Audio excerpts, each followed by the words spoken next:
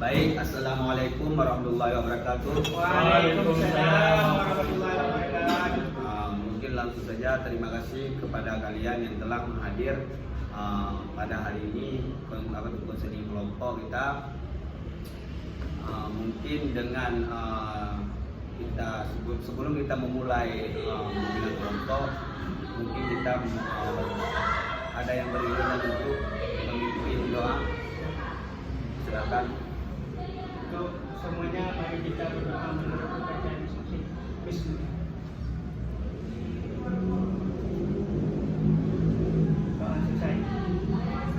Terima kasih kepada Bapak yang telah membawa doa. Jadi sebelum kita memulai bimbingan kelompok, kita harus memperkenalkan diri masing-masing. Karena kenapa? Karena kan biar kita saling mengenal sesama kan. Mungkin langsung dimulai ya dari saya sendiri. Nama saya Muhammad Ihsan. Saya sebagai ketua bimbingan kelompok. Lanjutkan. Saya sendiri nama Saya sendiri Harun. Silakan. Nama saya Aini Suruke. Nama saya Nurisa dipanggil Isya. Silakan. Terima kasih. Mungkin kawan-kawan semua udah tahu namanya kan, nama-nama kawan kita kan. Mungkin sebelum kita memulai bimbingan kelompok, ada yang tahu nggak apa itu bimbingan kelompok? Belum ada Pak. Yang lain gimana? Belum Pak. Jadi bimbingan kelompok itu, berarti saya jelaskan ya. Ya, baik. Bimbingan kelompok itu adalah suatu bimbingan, berarti ini suatu permasalahan yang kita selesaikan dengan bimbingan. Jadi kita menyelesaikan suatu permasalahan dengan mencari solusi gitu kan.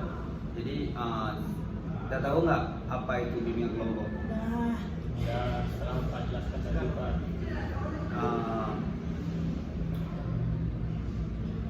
Mungkin kita langsung jadi sebelum kita masuk ke dalam pembahasan kita bimbingan kelompok ini, mungkin ada beberapa asas atau ada beberapa peraturan ya di dalam bimbingan kelompok itu. Yang pertama,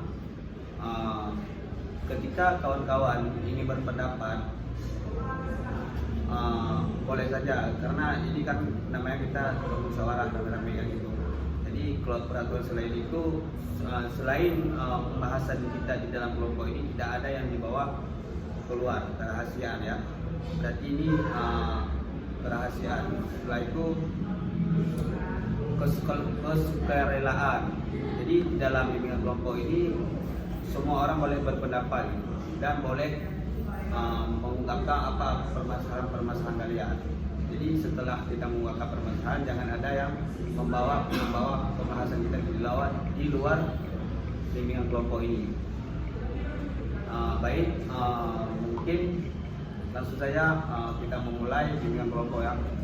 Jadi apa-apa saja permasalahan yang kita bahas topik pada hari ini.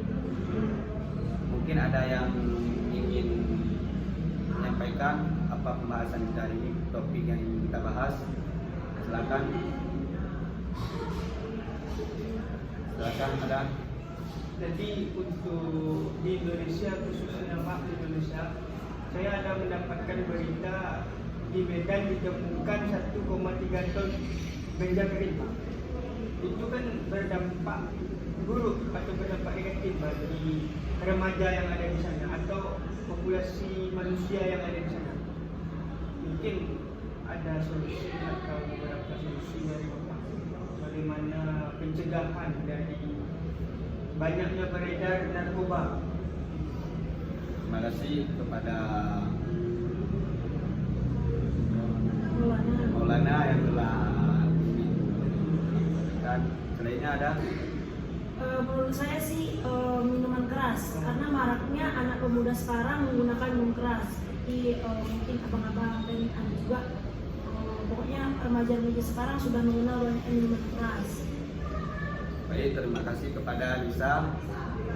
selain itu Saya Pak ya selain dipersilakan. untuk menguatkan kawan, menurut saya topik yang bagusnya kita bahas itu dunia kelompok ini Pak itu bagus juga seperti yang dibilang Maulana tadi. Ada fenomena ditemukan ganja kering di Medan itu juga sangat menarik untuk kita bahas Pak. Karena menurut saya lebih bagus kita bahas tentang narkoba Pak. Karena putusnya generasi sekarang itu akibat banyaknya remaja yang konsumsi narkoba. Mungkin itu saja Pak. Baik, terima kasih kepada Bapak Sukardi yang telah menyampaikan sedikit. Selanjutnya ada Ya, dari berarti kita berarti dari pada saya ketua kelompok pemimpin kelompok menyimpulkan bahwa ini kita membahas masalah topik masalah narkoba kan. Ada yang tahu apa bahaya narkoba?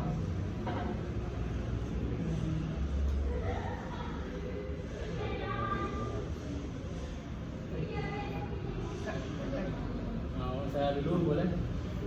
Jadi Silakan. Pak, sebelum kita melangkah ke bahaya narkoba, sebaiknya kita bahas dulu Pak, narkoba itu apa? Kami nggak tahu juga Pak jenis narkoba dan narkoba itu apa aja Pak? Kami nggak tahu juga. Narkoba itu sebenarnya Yang kayak bagaimana? mana? Itu yang kami kurang tahu Pak. Baik. Selain itu ada yang tahu apa itu narkoba?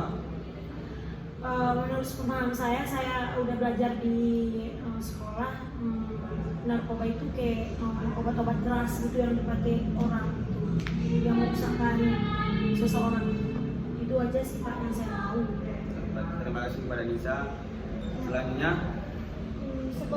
Sepemahaman saya, narkoba itu adalah obat-obatan terlarang yang dapat merusak saraf-saraf kecil yang ada pada manusia. terima kasih kepada Aini. Selanjutnya ada yang Saya apa Pak, itu narkoba? menurut saya Pak, narkoba ini yang saya pahami panjangnya itu narkoba, narkotika, fisiotropika, dan obat-obat terlarang. Atau istilah lain bisa disebut juga dengan narja, narkotika, fisiotropika, dan adiktif lainnya. Jadi itu sebenarnya obat Pak. Cuman dilarang secara umum dipasarkan dan ilegal untuk diminum, dikonsumsi baik secara pil, ekstrak, jenis sabu-sabu dan sebagainya Pak. Itu Pak. Baik, terima kasih kepada Sukardi. Yang lain ada tahu apa itu narkoba? Ada. Baik, berarti saya menyimpulkan bahwasanya narkoba adalah satu bahan kimia yang memakai orang untuk mengkonsumsi berlebihan sehingga banyak negatif yang timbul seperti kegilaan, kecanduan, habis itu bisa merusak badan kita sendiri dan bisa menghilangkan suatu permasalahan yang bisa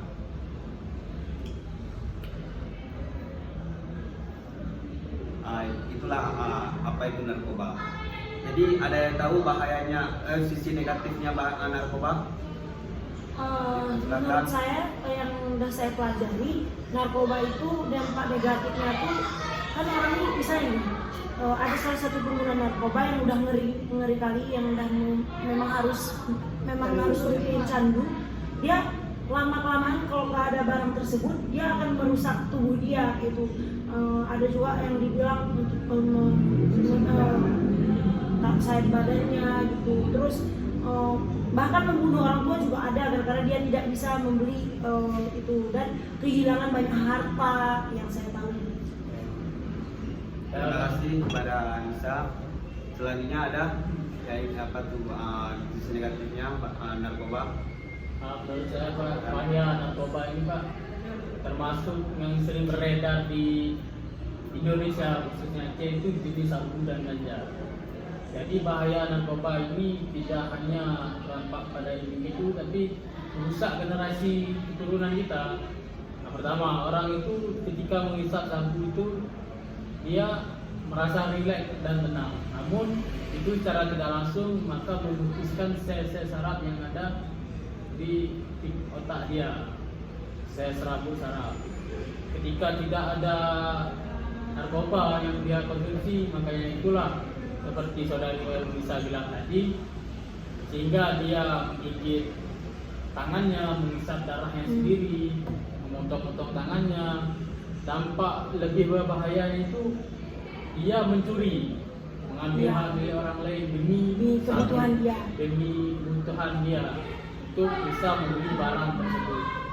Nah, dan juga jika tidak terpenuhi maka otak dia terus merangsang narkoba, sehingga dia mau tidak mau, kalau tidak dikasih emosi dia tidak bisa terkontrol, sehingga dia maulah bunuh-bunuhan demi sebuah barang tersebut. Itu Pak, saya kembalikan Pak.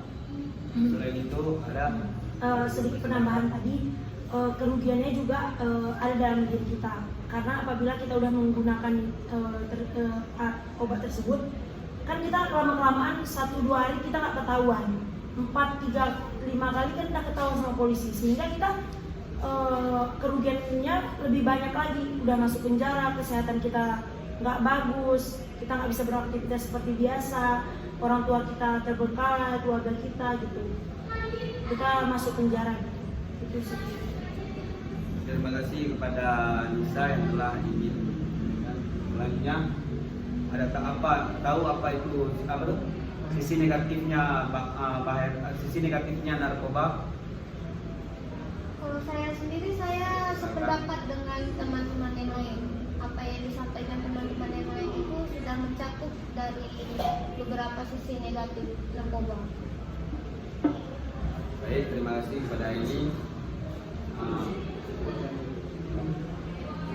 Berarti dan saya menyimpulkan dari kawan-kawan bahwasanya narkoba itu sangat berbahaya. Banyak kali negatifnya, belum mungkin tidak sama sekali ada positif. Jadi kan memang bisa kita bilang yang pertama itu kecanduan, yang kedua itu tidak bisa mengontrol diri kan gara-gara kecanduan. Habis itu kadang-kadang kalau apabila kita mengkonsumsi narkoba berlebihan, itu sangat berbahaya bagi tubuh kita karena bahan kimia itu sangat berbahaya. Setelah itu mungkin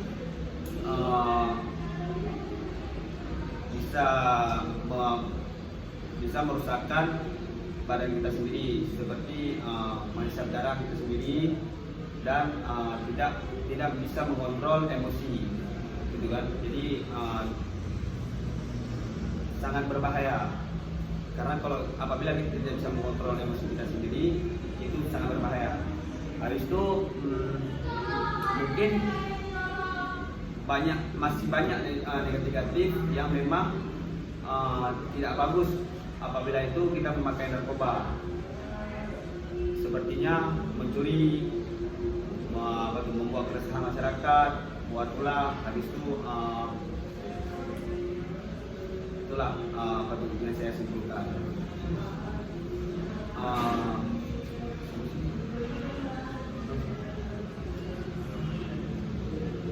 Mungkin ada solusi dari kawan-kawan. Silakan. Jadi solusi dari saya yang pertama itu, jadi solusi dari bahaya narkoba yang bisa saya sampaikan itu kembali kepada diri individu masing-masing. Jadi dari individu ini berpikir, oh saya ini sudah bukan kerjaan saya lagi. Jadi dari individu ini berpikir bahwa saya ini perlu rehab. Kita belajar dari slang. Slang itu bang, bisa kita katakan cukup parah dalam menuntut narkoba. Jadi mereka berpikir sendiri untuk rehab, ya kan? Dan juga solusi dari saya yaitu adanya ketegasan dari pihak berwajib. Dari RS Narkoba misalnya itu lebih sering-sering melakukan pengawasan kajian di mana-mana, mungkin bisa saja saya memberikan. Baik, terima kasih kepada Maulana. Selanjutnya, Jadi solusi dari saya sih, apabila belum menggunakan alat-alat tersebut, saya rasa itu penyebab pertama itu kalau nggak pergaulan, pertemanan gitu kan, pergaulan lingkungan gitu kan, karena kita kalau terus kayak misalnya kayak artis-artis kan banyak juga tuh yang gunakan, kita nggak nyangka dia gunakan. Kenapa dia gunakan? Karena dia udah lelah, capek, pengguna itu nggak capek. Jadi saya rasa sih ubah lingkungan, maksudnya kita udah tahu lingkungan ini baik tidak baik,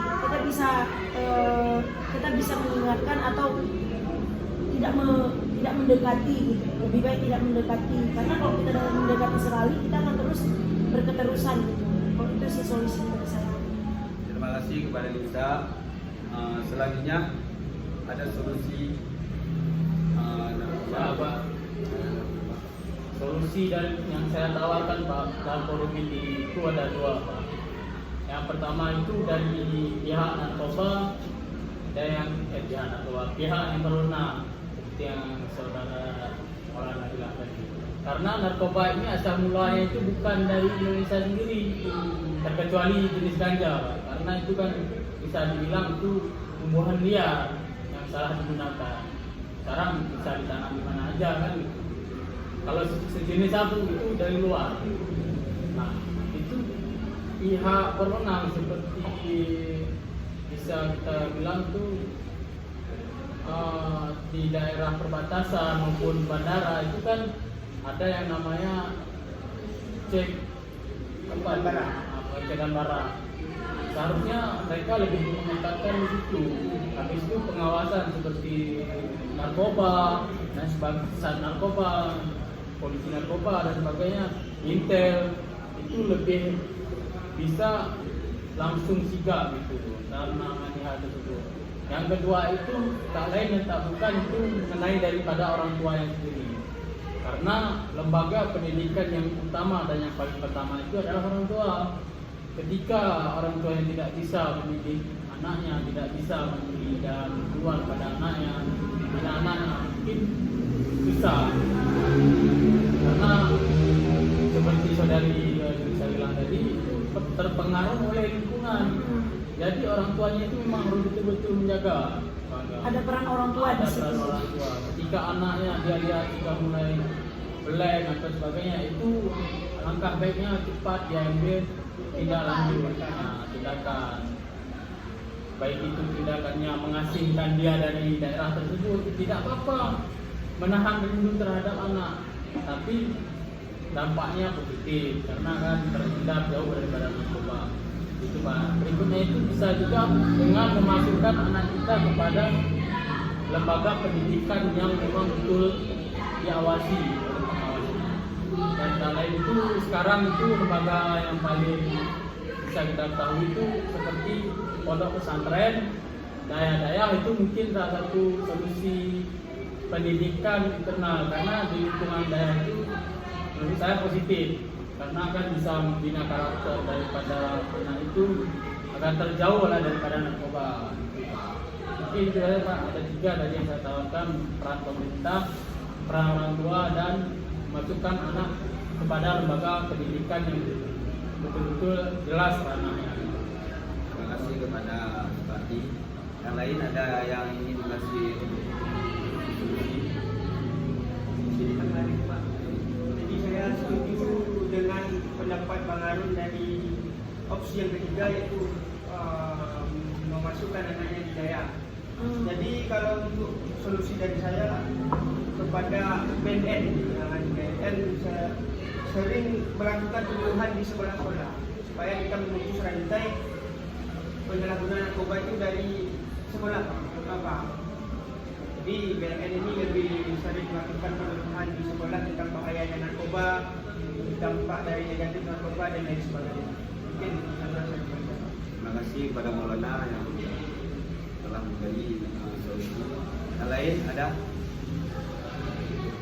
Baik, berarti yang saya simpulkan berarti Saya ada satu solusi lagi. baik, silakan. Pengguna narkoba ini tidak akan mendapatkan narkoba apabila tidak ada agen yang pertama. Berarti pertama kali sebelum kita memusnahkan atau membasmi yang pengguna, kita harus, pihak berwajib itu harus menangani agen-agennya terlebih dahulu. Menurut saya kayak PSK juga gitu. PSK itu mucikarinya tuh yang dulu kita ketemui, baru setelah itu orang-orang pekerjanya gitu. Jangan di video, tolong, saya bukan artis. Jadi sebelum maaf ya, biar nggak kita pegang-pegang kali Pak, saya juga lagi pegang. Jadi kayak ini Pak, sebelum kita mengevaluasi atau mengeksekusi pecandunya, penggunanya, kita harus tahu siapa agen dari karena agen-agen sekarang kaya dia kan bukan pengguna, dia bahkan tidak pengguna, dia hanya menjual, Jadi sekarang solusi dari saya harus ada salah satu pihak berwajib, bahkan pihak berwajib saja dibayar oleh mereka, tutup juga mulut mereka. Itu yang terjadi sekarang. Itu Pak. Bahkan polisi itu bisa saja ditutup mulut oleh yang jual narkoba tadi, biar dia lebih banyak juga dapat duit gitu. Sehingga kan kita nggak tahu, nggak ada menemukan titik temunya siapa sebenarnya yang pengedar narkoba ini. Karena melihat mereka sokok menyogok. Makanya dalam nafza atau narkoba ini banyak sekali kerusakan dan ketidakjujuran di dalam pemerintahan juga. Makanya kita nggak bisa langsung berhadapan dengan siapa yang penggunanya. Kita harus menemukan siapa bandar narkobanya itu dan meyakinkan juga pihak-pihak berwajib, karena pihak berwajib sebagian ada yang jujur, ada yang tidak jujur. Karena orang kalau udah nampak dengan uang, dia tidak akan jujur. Mungkin itu saja Pak dari saya. Terima kasih kepada Nisa. Selanjutnya masih ada?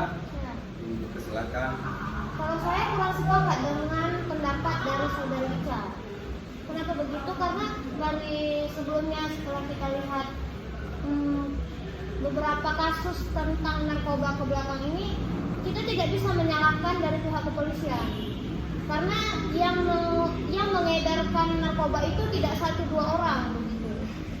Dan itu agak susah diberantas, agak susah dihilangkan begitu. Terima kasih. Jadi begini, saya dikit maksudnya meluruskan apa yang saya bilang tadi, mungkin ada kesalahpahaman. Yang saya bilang di sini, saya tidak menyalahkan pihak polisi, tapi ada beberapa oknum yang memang terkadang kalau udah agennya bukan dia nggak terima, maksudnya nggak ada, mereka pun melarang kita nggak pakai narkoba. Tetapi agen-agen besar ini bukan, memang yang kecil itu dia nggak bisa berwenang dalam perbuatan ini. Paling yang tinggi-tinggi jabatannya tuh gitu. Karena udah terjadi juga, sering kita lihat di berita-berita gitu. Jadi nggak semua polisi, tapi sebagian ada yang masih kayak bukan mendukung sih, tapi mereka kayak gini juga, kayak Sambo itu. Tapi dia langsung, orang tuh tunggu juga makanya lama gitu menurut saya. Bukan semua oknum polisi, tetapi mereka ada juga yang tidak jujurnya karena udah diterlibatkan dengan uang gitu. Bukan dalam artian mereka membebaskan, mereka meringankan, betul, bukan begitu teman-teman? Mereka meringankan hukuman yang seharusnya mereka lama di penjara, tapi karena dibayar dengan uang, sehingga prosesnya tuh lebih cepat gitu. Nah, padahal kan kalau secara hukum nggak boleh lah, kalau kita sebentar saya bisa bayar gitu. Nah, jadi gitu. Baik, terima kasih kepada Nisa. Baik, yang saya menyimpulkan pendapat saudara, yaitu sebenarnya itu tergantung pada diri kita sendiri. Karena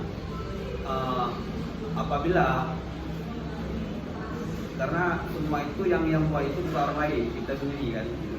Jadi bisa juga jauhnya dengan pengawasan orang tua, sehingga kita dengan pergaulan kita masing-masing kita tidak ada yang melarang, sehingga kita mencari misalnya kayak gini.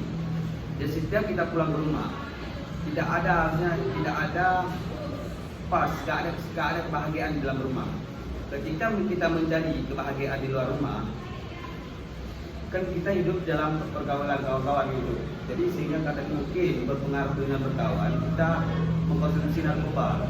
Jadi berarti itu kan jauhnya dengan pengawasan orang tua. ya.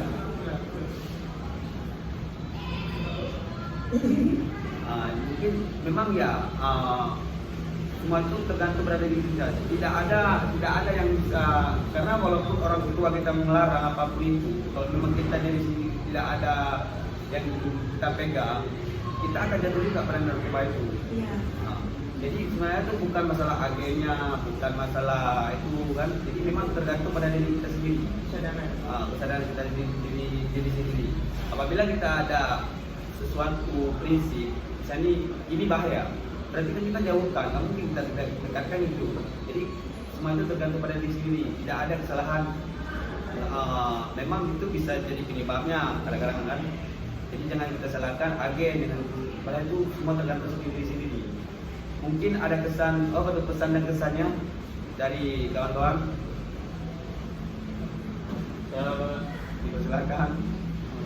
Pesan saya Pak, saya sangat suka berada di lingkungan bimbingan kelompok pada malam ini, karena dengan adanya diskusi ini Pak dapat menambah wawasan saya mengenai narkoba dan ini. Jadi pesan saya mudah-mudahan selanjutnya bimbingan kelompok ini bisa lebih menarik lagi lah Pak pembahasannya. Itu ya Pak, terima kasih. Terima kasih kepada Supardi. Silakan. Mungkin dari saya pribadi, saya sangat setuju dengan pendapat Bang Harun tadi, bahwasannya di kalangan anak muda sekarang harus adanya bimbingan kelompok seperti ini untuk mengingatkan. Setidaknya kalau dari 1.000 orang udah ada 10 orang yang tercegah gitu kan, ada peribahasa gitu. Kalau nggak 10 orang yang rusak, ada 10 orang yang tercegah. Jadi bimbingan-bimbingan seperti ini sangat positif bagi saya untuk mengetahui juga perkembangan zaman, yang dimana nanti juga kita akan melaluinya. Terima kasih Pak. Terima kasih kepada Anissa. Selanjutnya ada? Ada Pak. Baik. Selanjutnya ada komitmen tentang narkoba. Komitmen. Komitmen. Untuk meninggalkan Komitmennya. Jadi komitmen saya mungkin ini saya kan lagi proses jalan konselor. Saya berkomitmen bahwasannya apabila saya nanti menjadi konselor, saya apabila ada salah satu klien saya yang betul-betul menggunakan narkoba ataupun dia memang mau berubah, saya akan kawal dia sampai permasalahan itu selesai.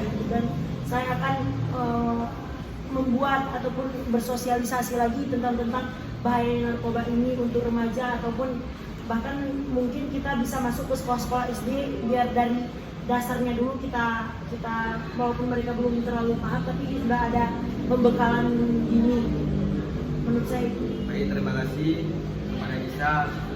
Itu sangat bagus yang bisa disampaikan, mungkin sangat luar biasa sebagai sponsor. Selanjutnya ada yang berkomitmen, mungkin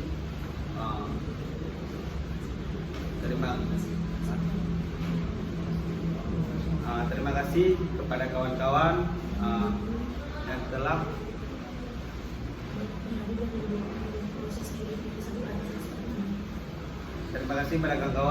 mendukung dengan proses bimbingan kelompok pada hari ini. Mungkin kedepannya kita membuat bimbingan kelompok lagi. Boleh Pak. Setuju, Pak. Setuju.